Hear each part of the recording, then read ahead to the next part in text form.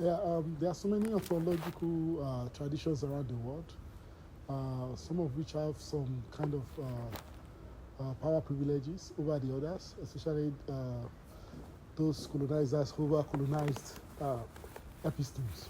So, what we are trying to do with the Mapping Peace Ontologies project is to create a platform and a system to collect and to conserve all the various excluded ontological traditions and epistemic systems from around the world that have not gotten the privilege to be to be considered heterodoxies. I mean, because there are some traditions that are giving, privileges over the others, especially European traditions, when defining peace.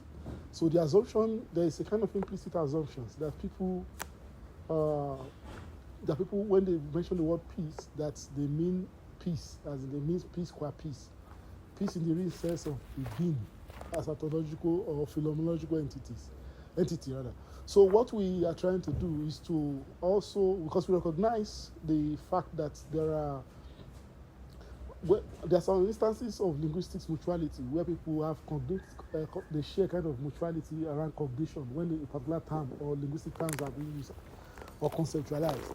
So we also want to, so what we are trying to do now is that we've seen situations where some of these existing conceptual definition of what peace is about, they don't really reflect or resonate with people who are not from the culture, these predominant cultures. And in that sense, we have realized that for people to have proper conceptualization, there must be a kind of clarification where people speak and they share some form of mutuality that they agree with to a significant extent. So there are cultural concepts that, though the word might appear to mean the same, when you mention, for instance, the word peace, people assume that you are saying the same thing. So we realize, I mean, some have defined peace as a cessation of let's say, violence or hostilities. But in some cultures, in some peace systems or peace epistemes, from in Southeast Asia, in Latin America, among the European nations, and even to some extent, even in Western Europe.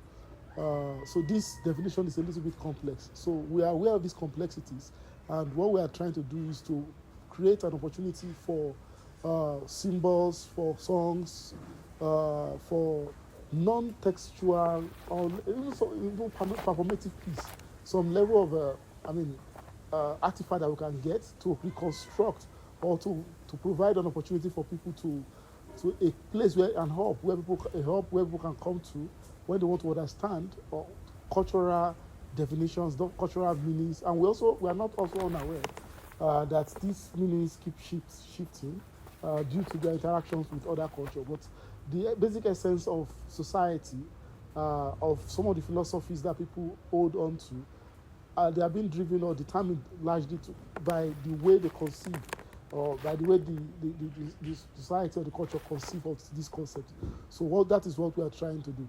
A significant example, a very good example that readily comes to mind is when you look at the word peace, the English word peace is from the Latin word pax means. The modern contemporary use of the word peace is from the word pact. And pact simply means agreement. It's state-centric in that sense. It's defined around the concept of how society evolves around whether it's a sovereign or the state as an independent entity in itself. So it's not peace that is involved with individual. It's about more or less like peace that is dependent on subjugation of the state. So, and it was not always like this. If you look at the Old English, the Anglo-Saxon concept of peace, the word peace itself is more related to siblings, fraternity, and friendship. And that particular definition is still retained by most Scandinavian or Nordic nation countries in that sense, not as pact or agreement or something that is legalistic in that sense, but more of fraternal relationship. The word that will come to mind is sibling relation or kinship. And maybe perhaps if we research further, we realize that frankly explains when on every peace indices around the world, the Scandinavian countries, the Nordic countries, actually Norway and some other countries like that, they feature extensively in Europe. They top the list in that sense. So the culture of peace, the way people concept peace, the way they have the conception of the cultural conception of a particular time will largely define or determine even the behavior of people. So around that area. So, and we want up to create this.